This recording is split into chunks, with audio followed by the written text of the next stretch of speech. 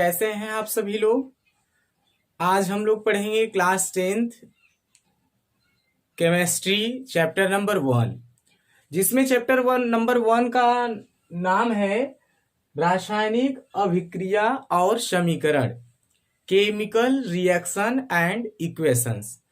तो इसमें सबसे पहले चैप्टर का नाम है रासायनिक अभिक्रिया। रासायनिक अभिक्रिया क्या होता है, तो मैं एक इसमें एग्जाम्पल लिख लेता हूं, फिर इसके बाद मैं आपको समझा रहा हूं कैसे। सबसे पहले मैं लिखा एक कैल्शियम कार्बोनेट रिएक्शन करने के बाद बदल रहा है कैल्शियम ऑक्साइड और CO2 यानी कार्बन डाइऑक्साइड में। और एक और लिख ले रहा हूं 2H2 प्लस O2 रिएक्शन कर रहा है और बन रहा है 2H2O। इसके बाद यहां से मिला लीजिए बैलेंसी, कैल्शियम एक कार्बन एक और ऑक्सीजन एक और दो तीन, यहां से मिलाइए 2 2 जा 4 और 2। तो इसके बाद इसमें हम लोगों का ये डिफिनीशन हम लोगों को निकालना है chemical reaction. What is chemical reaction? तो इसका डिफिनीशन देखिए, जब कोई पदार्थ या तत्व दूसरे पदार्थ या तत्व के साथ क्रिया करता है तो उसी को हम लोग रासायनिक अभिक्रिया कहते हैं। व्हेन एलिमेंट्स और matter react with other elements या matter then known as reaction. इस रिएक्शन में देखिए एरो बीच में लगा हुआ है, एरो के एक इधर और एरो के इधर। तो इसको क्या हम लोग कहते हैं, जो एरो के इधर रहता है, एरो के लेफ्ट साइड, उसको हम लोग बोलते हैं अभिकारक रिएक्टेंट्स। और जो एरो के राइट साइड में रहता है उसको हम लोग बोलते हैं प्रतिफल प्रोडक्ट्स। अब बताइए रासायनिक अभिक्रिया में भाग कौन लेता है, तत्व लेता है कि क्या लेता है? तो रासायनिक अभिक्रिया में तत्व या पदार्थ का इलेक्ट्रॉन भाग लेता है, बाहरी इलेक्ट्रॉन। चलिए आइए दिखाते हैं। सबसे पहले हमने ले लिया H2 और यहां ले लिया O2। इससे हमको रिएक्शन करवाना है। तो रिएक्शन कराने के लिए देखिए यहाँ H से जुड़ा हुआ है एक सहसंयोजक बंधन से, और जो ये O है हमारा, यह O से दो सहसंयोजक बंधन से जुड़ा हुआ है। लेकिन जब ये दोनों आपस में पहले से बंधा है तो रिएक्शन नहीं करेंगे।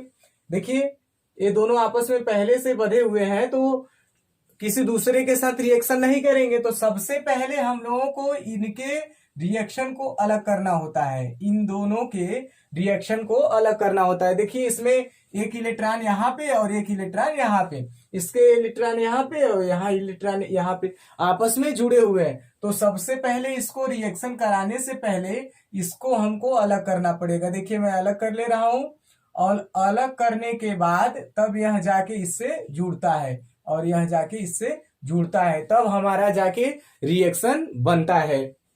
तो यहां से 2H2 प्लस O2 जब हम रिएक्शन कराएंगे इसको तो हम लोगों को मिलेगा 2H2O। यहां से हो जाएगा हमारा ये वाटर, और इसको हम लोग हिंदी में बोलते हैं जल। और यहां से ये हमारा हो जाएगा ऑक्सीजन, और यहां से हाइड्रोजन, और यहां से ऑक्सीजन, ये हमारा हो जाएगा। जब कभी आपसे कोई क्वेश्चन पूछे रासायनिक अभिक्रिया की क्रिया विधि क्या होती है, तो आप बताइएगा रासायनिक अभिक्रिया की क्रिया विधि होती है जब कोई तत्व या फिर जब कोई पदार्थ दूसरे पदार्थ से क्रिया करता है तो सबसे पहले उसमें जो बंधन होता है उसे तोड़ा जाता है, तब जाके वह अपने बंधन को तोड़ के दूसरे के साथ अभिक्रिया करता है। जैसे यहाँ पे 2H2 है और यहाँ O2 है, तो जब यहाँ से H2 दो अपने बंधन से यहाँ जुड़ा था और फिर O2 जुड़ा था, तो यह अपने बंधन को दोनों तोड़े। अपने बंधन को तोड़ने के बाद जाके इससे ऑक्सीजन से क्रिया करके तब जाके हमारा 2H2O बनाए, तब जाके हमको ये प्रतिफल मिला। और ये 2s2 प्लस O2 रिएक्शन करके हम लोगों को मिला 2H2O। यही होता है रासायनिक अभिक्रिया की क्रिया विधि। इसी टॉपिक में हम लोगों का अगला पॉइंट है रासायनिक अभिक्रिया की विशेषताएं, properties of chemical reaction. Properties of chemical reaction में क्या होता है? प्रॉपर्टीज ऑफ केमिकल रिएक्शन कई सारा होता है, लेकिन इंपॉर्टेंट रूप से हम लोगों को 5 पढ़ना है, 1 2 3 4 5, जिसको मैं यहाँ पे आपको एक एक करके समझा रहा हूं। गैस का निर्माण, सबसे पहले यदि कोई रासायनिक अभिक्रिया होती है तो उसमें गैस का निर्माण हो सकता है। फॉर एग्जाम्पल के लिए मैंने जिंक ले लिया, जिंक के बाद हाइड्रोजन क्लोराइड ले लिया। जब जिंक और हाइड्रोजन क्लोराइड को आपस में मैंने रिएक्शन करवाया तो जिंक क्लोराइड बन गया और प्लस H2। जो हमारा H2 बना है यह किस रूप में है? गैस के रूप में है, तो यह हमारा गैस बन गया। तो ये नंबर 1। नंबर 2 में देखिए रंग परिवर्तन। रंग परिवर्तन का मतलब होता है कलर चेंज। कलर चेंज देखिए, एक प्रकार का एक मैंने पदार्थ ले लिया, potassium dichromate, potassium dichromate का विलयन ले लिया, जो जिसका कलर होता है नारंगी, ऑरेंज कलर का होता है। इसमें हमने SO2 को मिलाया, SO2 को जैसे हमने मिलाया तो यह इसका कलर क्या हो जाएगा? ग्रीन, हरा हो जाएगा। तो यह पोटेशियम डाई क्रोमेट में SO2 को मिलाने पर इसका जो कलर होगा ग्रीन हो जाएगा। नंबर 3 है अवस्था परिवर्तन। तो अवस्था परिवर्तन क्या होता है? इसमें देखिए ये है हमारा सोडियम। सोडियम सॉलिड होता है। सॉलिड क्या होता है? आप क्लास 9th में पढ़े होंगे। पदार्थ 5 तरह के होते हैं, ठोस, द्रव, गैस और 2 और होते हैं। आप उसके बारे में ज्यादा नहीं पढ़ना है, इसलिए मैं उसको छोड़ दे रहा हूं। ठोस, द्रव, गैस पदार्थ 3 होते हैं। तो मैंने एक यहाँ पे सोडियम को ठोस लिया। H2O का मतलब जल। जल क्या होता है? लिक्विड। लिक्विड का मतलब द्रव। तो इसको जब हम लोग रिएक्शन कराते हैं तो सोडियम हाइड्रोक्साइड बन जाता है। सोडियम हाइड्रोक्साइड बनने के बाद एक इसमें देखिए H2 बन जाता है, गैस। तो यहां से ये ठोस, द्रव, गैस, यहाँ पे अवस्था में तीनों परिवर्तन हो। इस अभिकारक के अवस्था में परिवर्तन हो जाता है। इसमें अभिकारक में गैस बना था, इस अभिकारक में कलर चेंज हो गया था। बार बार अभिकारक का नाम आ रहा है, तो ये अभिकारक क्या होता है? किसी भी केमिकल रिएक्शन में, किसी भी रासायनिक अभिक्रिया में जो राइट साइड लिखा जाता है उसको हम लोग कहते हैं प्रोडक्ट, जो बनता है मतलब प्रतिफल, और जो लेफ्ट साइड होता है वही अभिकारक है, अभिकारक, जिसके द्वारा ही हम क्रिया को करवाते हैं। इसके बाद देखिए नंबर 4 है अपक्षेप का बनना। अपक्षेप का मतलब है कि जैसे एक प्रकार से मक्खन ले लीजिए।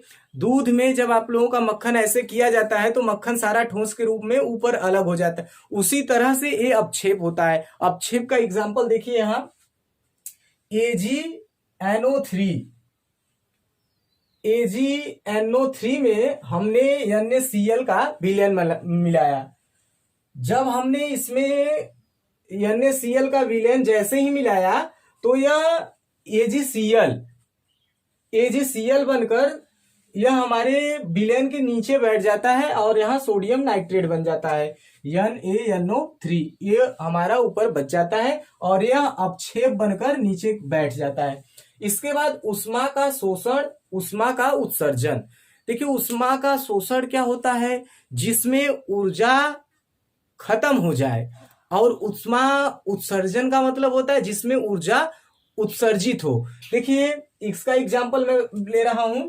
आप दैनिक जीवन में अपने देखे होंगे, कभी चूना, घर में पेंट करने के लिए कभी चूना लाया जाता है, तो चूना जब भिगो जाता है, चूने को जब हम भिगोते हैं तो उस चूने में पानी डालते हैं। जैसे ही आप चूने में पानी डालेंगे, जैसे ही चूने में पानी डाला जाता है तो ढेर सारा उष्मा निकलने लगता है, पानी जैसे उबालने लगता है। तो इसे हम लोग कहते हैं उष्माक्षेपी अभिक्रिया, जिसमें उष्मा हमको उत्सर्जित होता है। अब इसमें हमने ले लिया बेरिलियम क्लोराइड। हमने ले लिया बेरिलियम क्लोराइड का अभिक्रिया करवा रहे हैं NH4OH से। तो जब हम इसके बाद इसमें अभिक्रिया कराते हैं तो अभिक्रिया नहीं होता है। अभिक्रिया को कराने के लिए इसमें बाहर से उष्मा देना पड़ता है।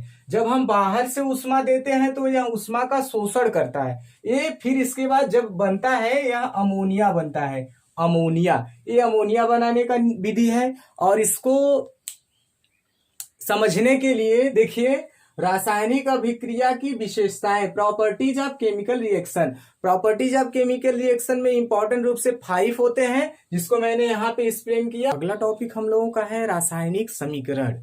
केमिकल इक्वेशन क्या होता है, हमने रासायनिक अभिक्रिया जाना, अभिकारक जाना, प्रतिफल जाना, और इसमें भाग लेने वाले तत्वों के नाम जाने, और इसके बाद रासायनिक समीकरण क्या होता है। तो इसको सबसे पहले समझने के लिए मैं यहाँ पे ले रहा हूं, देखिए हाइड्रोजन, हाइड्रोजन के बाद यहां मैं ले रहा हूं ऑक्सीजन। ये सब क्रिया करके क्या बनाता है यहाँ, जल। तो इसका डिफिनीशन मैं बताऊं कि जब किसी भी तत्व को उसके संकेत के माध्यम से लिखकर संक्षिप्त रूप से लिखा जाता है तो जो बनता है अभिक्रिया, उसी को हम लोग रासायनिक समीकरण कहते हैं। तो यहाँ पे देखिए H2 और इसका ऑक्सीजन क्या होता है O2, H इसका संकेत होता है, O2 अणु सूत्र होता है, O इसका संकेत होता है, 2 अणु सूत्र होता है। इसके बाद इसका यहाँ फार्मूला होता है H2O। तो किसी भी तत्व या पदार्थ को उसके सूत्र में लिखने के बाद उसे संक्षिप्त रूप में जिस समीकरण में लिखा जाता है उसी को हम लोग बोलते हैं रासायनिक समीकरण। तो इसका बैलेंसी देख लीजिए, यहां से 2 तो यहाँ भी 2, ये बराबर है, यहाँ 2 और यहाँ पे 1। तो इसको बैलेंसी कर लेते हैं। देखिए यहाँ मैं 2 लिख दिया और यहाँ पर देखिए मैं 2 लिख दिया, ये बैलेंस हो गया। 2 2 जा 4 हाइड्रोजन, 2 2 जा 4 हाइड्रोजन, यहाँ 2 और ये भी 2।